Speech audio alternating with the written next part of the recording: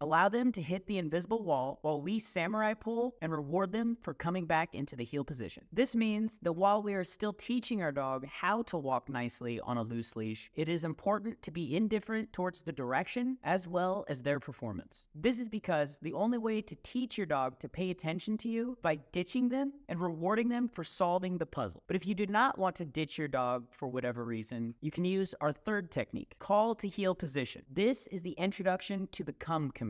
Calling your dog to the heel position is a great way to reset and re-engage with your dog without the need for changing direction. We use these three techniques to teach our dog to walk on a loose leash and be aware of their handler through positive association. But where these techniques fail is when your dog is targeting something, which is why we also need the leash pop or off command. Dogs can only pay attention to one thing at a time. So if they're targeting something, it means that they're not going to register your communication. And before we can redirect, we first need to train them to break their concentration. We introduce this first on low value smells when our dog is in a neutral mindset. So when you first start your walk, you will move your feet and allow your dog to start targeting different smells on the ground. While you do, pay attention to the average time your dog tends to target a specific smell. Then later on the walk, when your dog is in a more neutral mindset and you notice they are targeting something that is low value, you will use the off/leash pop technique 1 to 2 seconds before you think that they were going to naturally remove themselves from that smell anyway. And when they do successfully remove themselves, mark, lure into heel, and reward. This, over time, will allow you to be able to remove your dog from any situation by simply asking them to actively ignore whatever they are targeting. This is the most important technique in dog training.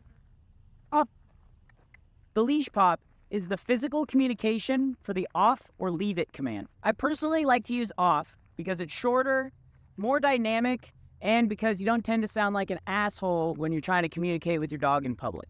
The off command means stop giving attention to whatever you're currently giving attention to. And not only that, but you have to actively show me that you're not giving it attention by actively ignoring it. This means that a trained off command will work for get off the couch, get out of the kitchen, stop paying attention to that smell, stop walking in that direction. It's the all-encompassing command for behaviors that I do not want you to continue. But it'll only work this way if you introduce it correctly. The leash pop is used in conjunction with the invisible wall and ditching techniques in order to create a loose leash walking dog. When you're on your walks, you actually do want your dog to happily engage with their environment. Freely engaging with their environment creates a more confident and mentally healthy dog. So you might have to move your legs and put in some effort to make sure that your dog is engaging with their environment while still maintaining a loose leash. Because it's important that when teaching your dog to ignore things, you're not teaching them to not engage with their environment at all. And while you are allowing your dog to engage with their environment, you want to pay attention to about how long they give each specific smell their attention. So that when you are ready to introduce the off command, you can introduce it 1 to 2 seconds before they were going to leave that smell anyway to set yourself up for success and make it fair for your dog. Because when we introduce new techniques to our dogs, we want to set them up for success by creating a no-fail environment. When leash popping our dog, we want to first give the verbal and then a moment later give the physical. So we off, then we leash pop, not at the same time. And when we leash pop, we are not yanking our dog away. I'm not forcing my dog to take steps. I'm pestering my dog.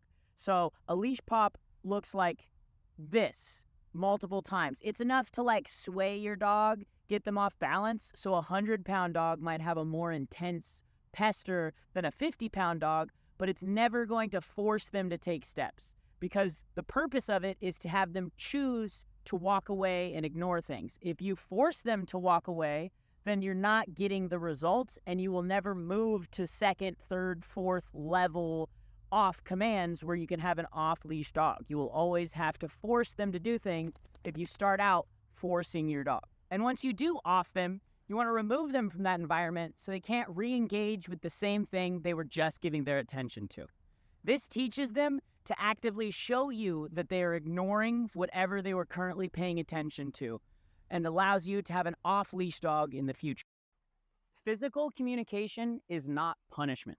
I have a plastic prong collar on Samson right here, but if he feels this and he feels like I am punishing him when he does, he is not going to want to engage with me, which is what I want when I pull on this prong collar. I want him to confidently look to me for guidance on the next step. And your dog is never going to do that via, I punished you, you did something I didn't like, so I tried to hurt you with this tool. It is only for, hey, tap you on the shoulder, you need to pay attention to me, in a very clear way. So when my dog feels this collar, he should only be thinking, oh, that means I need to go check in with dad. Even better, go into a heel. I'm confident I'm going to be rewarded if I drop what I'm doing and pay attention to dad. If I need to off him from something and I ask him, hey, stop paying attention to that smell, because I know you can only pay attention to one thing at a time right now. So if you're paying attention to the smell, you're not paying attention to me. Off. Oh, that means pay attention to dad. Drop everything else, and if need be, go into what we call active obedience, which is visual communication. So my physical communication is just my most reliable source of communication, and I should be using it to get his attention, not to punish him. If I punish him, he's not going to want to engage with me because he's going to have a negative association and be fearful that he's going to be punished again in the future. So we don't want to do that. Leash skills are not to punish our dogs. They are to provide physical communication. Off. Yay, good boy. Good boy. Once the physical communication is done and he's engaging with me, I'm happy. I'm proud of him. I completely drop whatever he was doing so that he can be confident that the next time he engages with me, it's going to be a positive experience just like it was this time. Understanding this technique is going to change your dog's life. Sometimes the best thing that we can do for our dog is ditch them. If you notice that your dog is walking in front of you, unaware of you, and they wouldn't notice if you stopped and turned around, then that is exactly what you're going to do. Using our samurai pull technique, you are going to allow your dog to hit the end of the leash, bounce off the invisible wall as you turn counterclockwise into the samurai pull position. The moment that your dog is in the correct heel position, mark and reward. If they then choose to pass the heel position, allow them to, and maximize the time on a loose leash before preparing to do the ditch technique again. If they choose to pass you on your left side, you're going to continue to move forward while providing light, consistent pressure towards your right side heel, and using your left hand, you will lure them to that heel to teach them to pass on the correct side. The goal for this drill is to introduce the invisible wall, the heel position, and paying attention to the handler in a natural, stress-free, and positive way for your dog.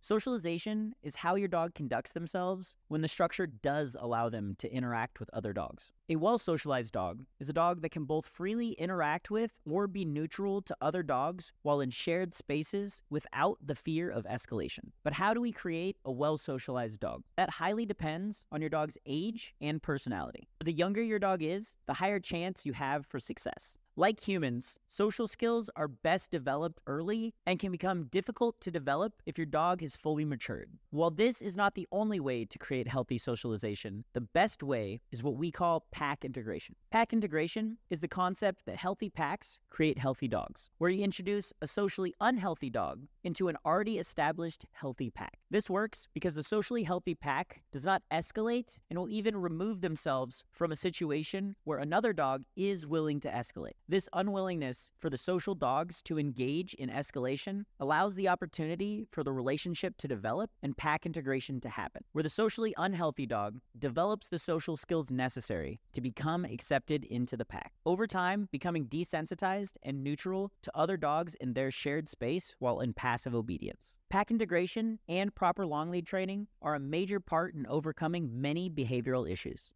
Let's talk about opposition reflex. When trainers talk about opposition reflex, they're actually talking about two different things. What opposition reflex actually is, and the cause and effect of what actually happens to your dog psychologically if you try and force them to do things using physical communication. The opposition reflex is your dog's need to maintain balance in all four of their legs. This means that dogs are not okay with you yanking them or forcing them to move in an unnatural way that makes them off balance. If you do this, you're not teaching your your dog to do the thing you are forcing them to do. You're frustrating them and giving them a negative association with yourself, the situation, and the tool, which actually makes it more likely that your dog is going to choose to do the thing that you don't want them to do rather than the thing that you are currently forcing them to do. Because all living things have the inherent need to express their own autonomy. And if we are forced to do something, we will almost always do the opposite once actually given the choice. Today, we're going to lure our dog into the center position. Well, maybe. Actually, it could take a few days for your dog to become comfortable going in between your legs without hesitation. So till then, we will happily reward our dog behind us for going in between our legs, just as we did for the heel position when first introducing the lure. You can start by asking your dog to sit, then step in front of them and present the lure to them from behind your back and in between your legs. Make sure the lure is as close to their face as possible, then move your entire body backwards while keeping your lure stationary between your legs. Once your dog starts to follow, stop moving away and continue the movement with only your arm, luring your dog as far behind you as you can. Mark, then reward just as you did in the first introduction of the lure. Sprinkle this movement into your next few active obedience sessions until your dog is consistently going in between your legs without hesitation. Then, when you are confident that your dog will not be discouraged, quickly remove the lure right before they were about to get the reward and place it in front of you between your legs. After losing track of the lure, your dog will likely spin around and find the lure in between your legs. If you do it too slowly, however, your dog will follow the lure around your leg, which is incorrect. Maintain the lure at head height position, and once your dog touches the lure between your legs, raise the lure above their head to communicate that you would like them to sit. Then, mark, reward,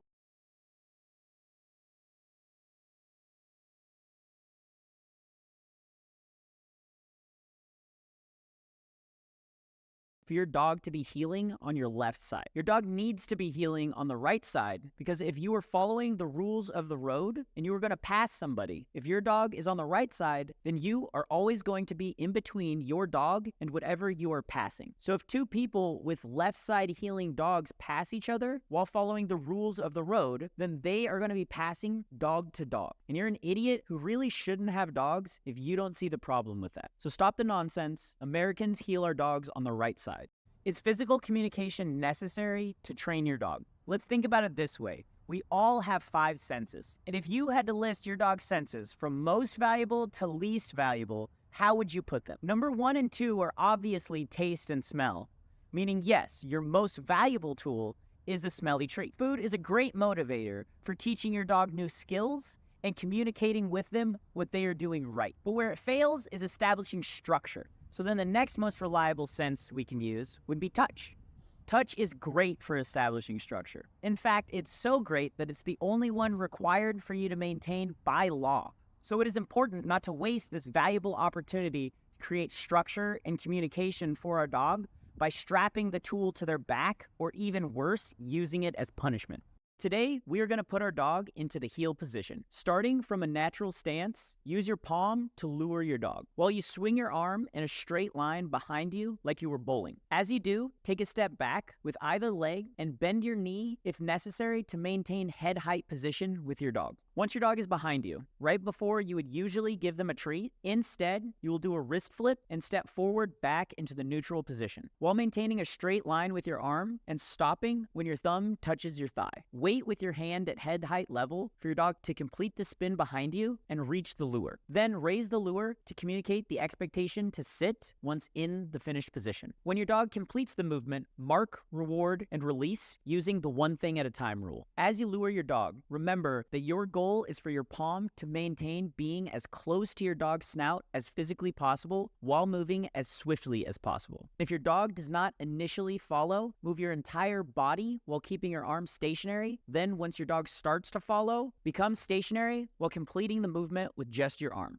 Transitioning your dog from center to heel position can be challenging. But with one simple adjustment, you can make this move completely unfailable for your dog. When we ask our dog to go from center to one of the outside heel positions, we're asking them to do a perfect 360 around our leg as close as possible and ending parallel to their handler. But doing a full 360 is hard. And while we want to be understanding, we don't want to reward sloppy movement or an incorrect finished position. We must adjust our technique if we want to communicate the expectation properly. Our dog must spin and end parallel to me in the heel position in order to be rewarded for the skill. So I am going to make this unfailable in the early stages by turning 90 degrees away from my dog as they spin into the heel position, changing our dog's spin from a 360 to a 270, and ensuring that they will always complete their spin behind the heel threshold. If, when your dog completes the spin, they're too far behind you or not parallel, take another step forward while lowering your lure to head height level so your dog will follow it, making sure that they end in a neutral parallel position so you can mark, reward, and then release.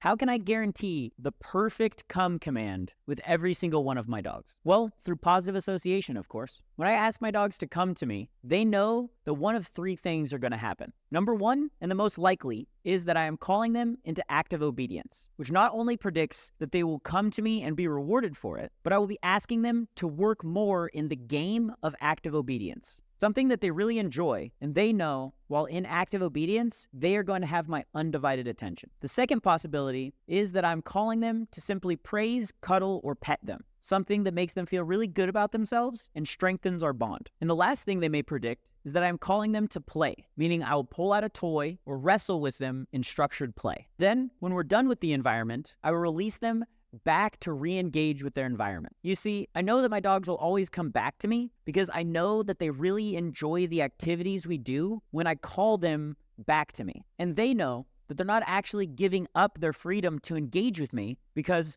I almost always allow them to re-engage with their environment after I release them. A lot of what you're going to be doing on the long lead depends on your dog's current mental health, because long lead training is essentially mental health training. For example, if your dog is anxious, fearful, or reactive in outdoor environments, then long lead training should be in a large, fairly open area where you can clearly notice any others approaching from 50 to 100 feet away, with a muzzle if you believe that your dog is a bite risk. And you will keep training in low-risk areas until your dog reaches the goals listed, with most dogs being able to move forward to more practical environments in 3 to 6 hours of intermittent long lead training, where the next focus of the long lead training is going to be about desensitization and creating neutrality for dogs while in passive obedience. A lot of dogs that may have behavioral issues, like reactivity while on walks, can be easily frustrated on a short lead, causing them to go over threshold and hyper-focus on their trigger. Whereas on a long lead, it sets them up for success by avoiding unnecessary frustration caused by being on a short lead, and allows them to engage with other aspects of the environment, which desensitizes them to their triggers and creates neutrality, or gives us the opportunity to call them into active obedience to counter-condition them to their trigger, which over time will create neutrality in public environments. Your dog should never take a step forward on a tight leash ever again. No, when your dog inevitably gets to the end of the leash,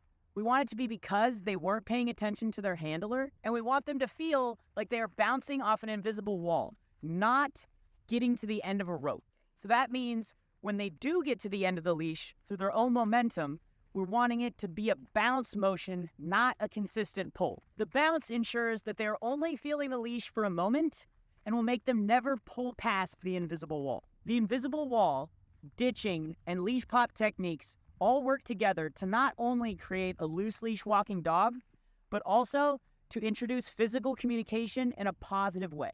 Long lead training is crazy valuable and will create a more obedient and mentally healthy dog. So why then don't more dog owners use the long lead? Well, it might be because most people and even professional dog trainers don't actually understand the purpose of long lead training. And that purpose is that it's a bridge that helps us link our dog's natural behavior to the language and structure we need to create in order for our dogs to succeed in society. Can't get your dog to pay attention to you once they're off your property? You can start that with the long lead. Are you having a hard time introducing your dog to loose leash techniques? Start them on the long lead. Is your dog nervous, unconfident, or scared in new environments? You can change that by allowing them to engage in new environments in a more natural way on a long lead. Do they have too much energy? Long lead. Reactive on walks? Long lead. Long lead training is so valuable because it provides enrichment that your dog needs to succeed and allows your dog to interact with the world in a more natural way. Your leash is a tool for physical communication,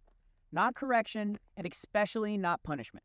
The absolute most important thing for training your dog is creating a positive association. But that doesn't mean you can't use tools like a prong collar to properly communicate with your dog. Dogs are tough. A lot tougher than some people on social media would like you to believe. Your dog understands the intent behind your physical communication, just like I would understand the intent behind your tone if we are having a conversation. So if you are frustrated, upset, or trying to harm your dog with the physical communication, then yes, they will know and they will develop a negative association with both physical communication and with you as their handler, which will make them not want to engage with you and make the entire dog training process more negative and less reliable for both you and your dog. The 5 ways that you're using your positive marker incorrectly. Number 1, not marking the action, only marking the reward. Yes, when you're first introducing a positive marker, you're conditioning your dog by asking them known behaviors and then mark and reward to communicate that the mark will predict a reward. This part only takes 5 to 10 reps. If you're only using it right before you're about to give them a treat, then you're not really using a marker at all. The marker is a promise for reward in the future based on the actions that they just did, that you must deliver before the end of their current attention span. Number 2, you're not marking at the correct moment. When using a marker, you want to be very precise. Dogs live 100% in the moment, so they're not thinking about what they did 2 seconds ago or even what they're about to do. If you're not marking the exact moment you're wanting them to repeat, then you may be giving unclear information. Number 3, you are using an imprecise marker like yes. Like we said, your dog is living 100% in the moment and not thinking about what they did or what they are about to do. So if your marker sometimes lasts a whole second, then you might not really be marking anything. This is most common for people that like to use words instead of onomatopoeias for their marker, like yes. And the main reason why we use onomatopoeias like Number 4, being inconsistent with your positive marker. If you want your dog to be